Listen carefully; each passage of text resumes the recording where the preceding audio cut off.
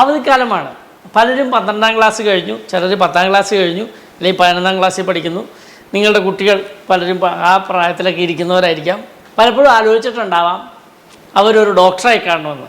അപ്പോൾ ഡോക്ടറായി കാണണമെന്ന് ആഗ്രഹിക്കുന്നതിനോട് കൂടെ തന്നെ ഒരു സംഭവമാണ് BDS പഠിക്കുക എന്നുള്ളത്. BDS പഠിക്കുക എന്ന് പറഞ്ഞാൽ ഡെൻ്റൽ കോഴ്സ് പഠിക്കുക എന്നുള്ളത്. പക്ഷേ പലപ്പോഴും ഡെൻ്റൽ കോഴ്സ് എന്ന് കേൾക്കുമ്പോൾ തന്നെ പലരും പേടിക്കുകയാണ്. കാരണം പല്ല് നന്നാക്കുന്ന നല്ല ചികിത്സാ രീതികളുള്ള ഡെൻറ്റിസ്റ്റുമാരുണ്ടെങ്കിലും പലർക്കും ജോലിയില്ല, പലർക്കും നഷ്ടമാണ്.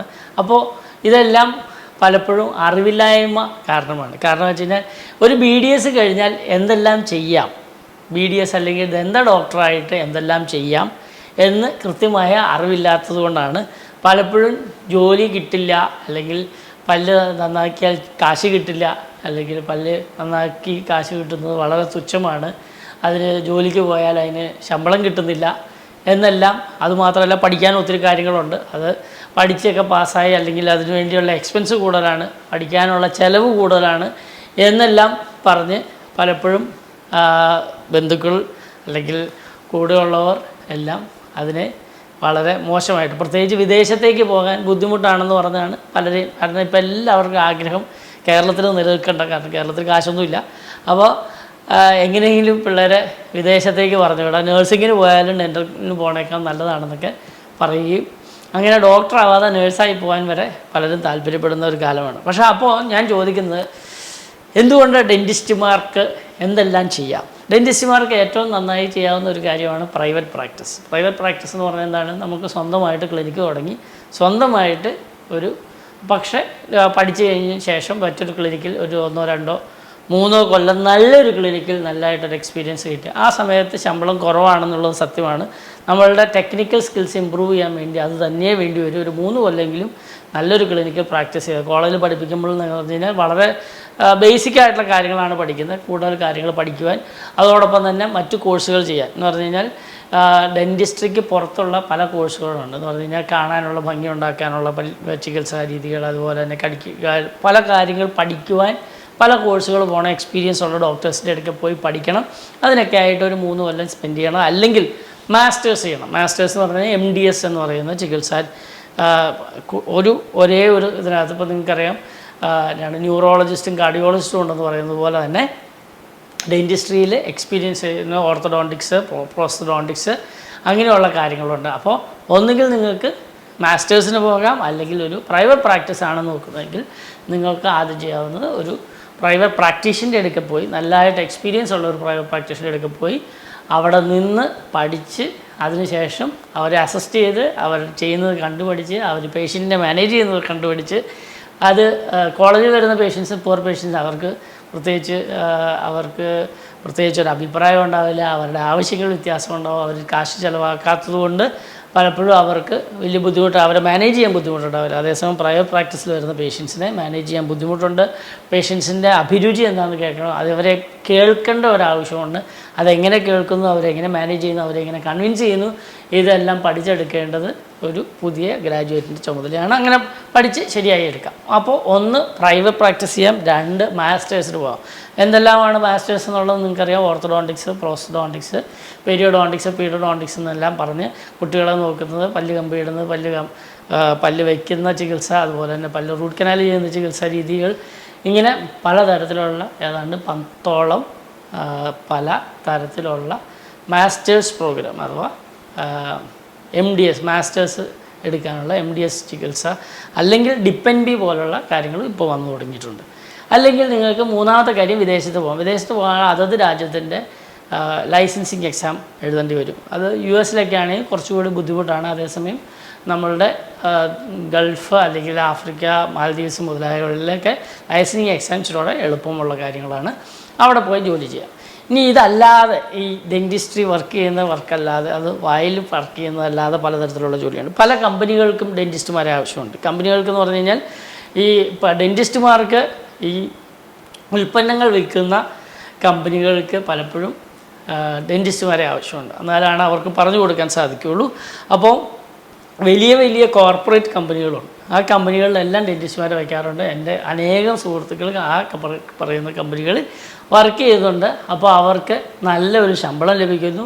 MBA-കാർക്കും അതുപോലെ തന്നെ മറ്റ് ലെവലിൽ പഠിച്ച് മാർക്കറ്റിംഗ് എല്ലാം പഠിച്ച് വരുന്നവർക്ക് കിട്ടുന്ന അതേ സ്കെയിലിലോ അതിൽ കൂടുതലോ ഡെൻറ്റിസ്റ്റുമാർക്ക് ഈ പറയുന്ന കമ്പനികളിൽ ജോലി ലഭിക്കാറുണ്ട്. അപ്പോൾ അങ്ങനെയുള്ള ജോലിക്കും നിങ്ങൾക്ക് ഡെൻറ്റിസ്റ്റായി എന്ന് ഓർത്തുകൊണ്ട് നിങ്ങൾക്ക് മാർക്കറ്റിംഗ് ജോലിയിൽ പോകാൻ പറ്റില്ല എന്നില്ല.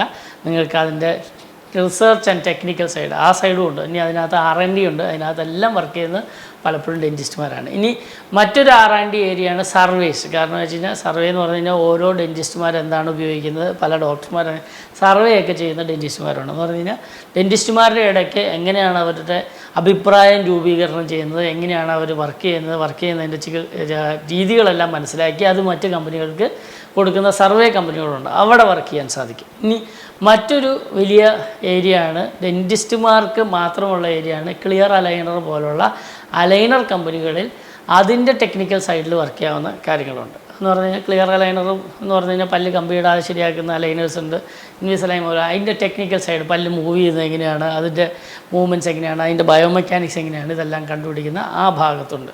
അതുപോലെ തന്നെ ഡെൻ്റൽ ലാബുകളിൽ പലപ്പോഴും ഡെൻറ്റിസ്റ്റിൻ്റെ ഒരു ആവശ്യം വരുന്നുണ്ട്. ഡെൻ്റൽ ഡിസൈനുണ്ട്, അതിൻ്റെ ഡിസൈൻ ചെയ്യുന്നത് ഇപ്പോൾ നിങ്ങൾ ആർക്കിടെക്റ്റിനെയൊക്കെ കാണുന്നത് പോലെ തന്നെ അത് ഡിജിറ്റലായിട്ട് ഡിസൈൻ ചെയ്യുന്ന ആളുകളുണ്ട്. അതുപോലെ തന്നെ ക്ലിനിക്കുകളിൽ ഇപ്പോൾ ഡിജിറ്റലായിട്ട് ഡിസൈൻ ചെയ്യേണ്ട ആവശ്യം വരുന്നുണ്ട്.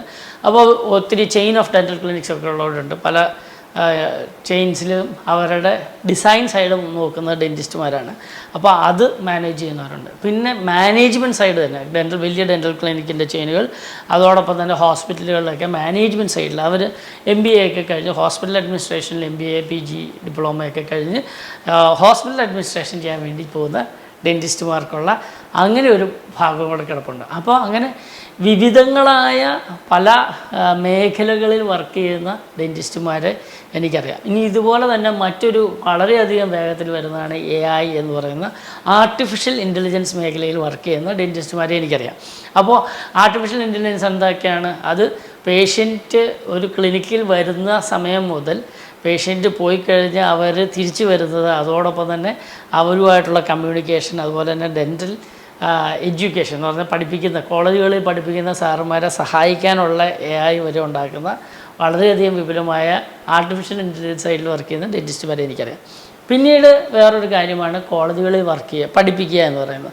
അപ്പോൾ BDS കഴിഞ്ഞ് മാസ്റ്റേഴ്സ് ഡിഗ്രി കൂടെ ഉണ്ടെങ്കിൽ നിങ്ങൾക്ക് പുതിയതായി പഠിക്കാൻ ആഗ്രഹിക്കുന്ന BDSകാരെ പഠിപ്പിക്കാൻ കോളേജുകളിൽ കയറാം. അത് പാർട്ട് ടൈമായിട്ട് ചെയ്യാം, ഫുൾ ടൈമായിട്ട് ചെയ്യുന്ന പലതരത്തിലുള്ളതാണ്. ഇനി വേറൊരു ഭാഗമാണ് ഡെൻ്റൽ പ്രാക്ടീഷണേഴ്സിനെ പഠിപ്പിക്കുന്ന വേറൊരു രീതിയുണ്ട്. എന്ന് പറഞ്ഞു കഴിഞ്ഞാൽ ഡെൻ്റൽ പ്രാക്ടീഷണേഴ്സിന് പലപ്പോഴും പുതിയ കാര്യങ്ങൾ പഠിക്കണം, പുതിയ ടെക്നോളജികളൊക്കെ പഠിക്കണം. അതിനെ പഠിപ്പിക്കാൻ വേണ്ടി ടെക്നിക്കൽ സ്കിൽസുള്ള ഡെൻറ്റിസ്റ്റ് വേണം. അവർ മറ്റ് പേഷ്യൻസിനെ ചികിത്സിക്കുന്നതിനേക്കാൾ കൂടുതൽ മറ്റ് ഡോക്ടർമാരെ പഠിപ്പിക്കുന്നതിൽ, അതിൽ ഓരോ പുതിയ മെറ്റീരിയൽ വരുമ്പോൾ അതിൻ്റെ ഗുണങ്ങൾ എന്താണ്, അതെല്ലാം പഠിപ്പിക്കുന്നതിൽ എക്സ്പെർട്ടീസ് ആയിട്ടുള്ള ആളുകളുണ്ട്.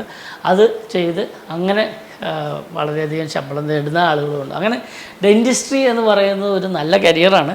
അത് നിങ്ങൾക്ക് ഇഷ്ടമാണെങ്കിൽ നമുക്ക് പലതരത്തിലുള്ള കാര്യങ്ങളെ മനസ്സിലാക്കാം.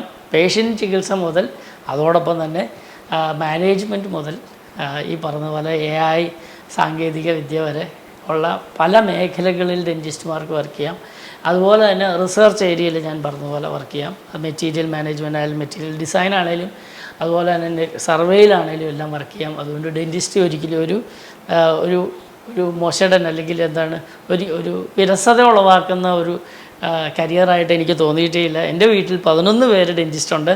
ഞങ്ങളെല്ലാവരും നല്ല രീതിയിൽ ദൈവം സഹായിച്ച് ദന്ത ചികിത്സ നൽകി അതിൽ വളരെയധികം സന്തോഷമുള്ളവരാണ്. അതുപോലെ തന്നെ ഈ മേഖലകളിലെല്ലാം പലപ്പോഴും അഡ്വൈസ് ചെയ്യാനും അതോടൊപ്പം തന്നെ അനേകരെ ദന്ത മേഖലയിലേക്ക് തിരിച്ചു വിടാനും ഞങ്ങളുടെ പേഷ്യൻസായിട്ട് വരുന്നവർ പലരും പിന്നീട് ഡെൻറ്റിസ്റ്റായിട്ട് പലയിടത്ത് വെച്ച് കാണുന്നതൊക്കെ കാണുമ്പോൾ എനിക്ക് വളരെയധികം സന്തോഷമുണ്ട്. അതുകൊണ്ട് ദന്ത മേഖല ഒരിക്കലും നശിച്ചു പോകാൻ പോകുന്നൊരു മേഖലയല്ല. അത് ഡെൻ്റൽ കോളേജുകളിൽ ആളുകൾ കുറയുന്നു എന്നൊക്കെ കേൾക്കുന്നു. പക്ഷേ അത് നന്നായി ചെയ്യുന്ന പല എൻ്റെ കൂടെ എൻ്റെ സഹപ്രവർത്തകരായിട്ടുള്ള പലരുടെയും മക്കൾ ഇന്ന് ഡെൻറ്റിസ്റ്റുമാരായിട്ട് ജോയിൻ ചെയ്ത് പല നല്ല കോളേജുകളിലും പഠിക്കുന്നു. അവരെല്ലാവരും തിരിച്ചു പോകുന്നു എന്നാണ്. അവരുടെ പേരൻസ് നന്നായിട്ട് ഡെൻറ്റിസ്ട്രി ചെയ്യുന്നു. അതുകൊണ്ട് തന്നെ അവരുടെ മക്കളും പലപ്പോഴും ഡെൻറ്റിസ്റ്റായിട്ട് തീരുന്നത് അതുകൊണ്ട് ഈ മേഖലയെക്കുറിച്ച് അറിവില്ലാത്തവരാണ് ഇതിനെ മോശമാണെന്ന് പറയുന്നത്. അതുകൊണ്ടാണ് പലപ്പോഴും ഡെൻറ്റിസ്ട്രിക്ക് പലരും പോകാത്തത്. പക്ഷേ ഞാൻ ഡെൻറ്റിസ്റ്റായിട്ടിരിക്കുന്നു എന്നുള്ളതുകൊണ്ട് തന്നെ ഞാൻ പറയട്ടെ, ഒരു നല്ല കരിയർ ഓപ്ഷനാണ് ബീയിങ് എ ഡെൻറ്റിസ്റ്റ്. പക്ഷേ നിങ്ങൾക്കതിൽ അഭിരുചി ഉണ്ടെങ്കിൽ, നിങ്ങൾക്കതിൽ ചെയ്യാൻ താല്പര്യമുണ്ടെങ്കിൽ, അതിനകത്ത് പഠിക്കാൻ താല്പര്യമുണ്ട്, അതിന് മികവുറ്റതായിട്ട് നിൽക്കുമെന്നുണ്ടെങ്കിൽ നിങ്ങൾക്ക് വളരെയധികം സാമ്പത്തികമായിട്ടും അതോടൊപ്പം തന്നെ സോഷ്യൽ സ്റ്റാറ്റസും അതോടൊപ്പം തന്നെ അനേക രാജ്യങ്ങൾ വിസിറ്റ് ചെയ്യാൻ, പഠിക്കാൻ പോകാൻ, അല്ലെങ്കിൽ റിസർച്ചിനൊക്കെ ആയിട്ടാണെങ്കിൽ അനേക രാജ്യങ്ങളൊക്കെ കാണുവാനും അനേകം ആളുകളോട് ഇൻട്രാക്ട് ചെയ്യാനും ഒക്കെ പറ്റുന്ന ഒരു നല്ല കരിയർ ഓപ്ഷനായിട്ട് തന്നെ ഡെൻറ്റിസ്ട്രിയെ കരുതുക. മലയാളികൾ എല്ലാ മേഖലകളിലും വളരെയധികം ഏറ്റവും നന്നായി ജോലി ചെയ്യുന്ന, UK പോയാലും US പോയാലും മറ്റ് രാജ്യങ്ങൾ എവിടെ ചെന്നാലും വളരെയധികം മലയാളി ഡെൻറ്റിസ്റ്റ് ഉണ്ട്. അവർ പല മേഖലകളിൽ ഇതുപോലെ വർക്ക് ചെയ്യുന്നുണ്ട്. അതൊക്കെ കാണുമ്പോൾ നമുക്കെല്ലാവർക്കും അഭിമാനമാണ്. അതുകൊണ്ട് നിങ്ങൾക്കും ആകാം ഒരു ഡെൻറ്റിസ്റ്റ്.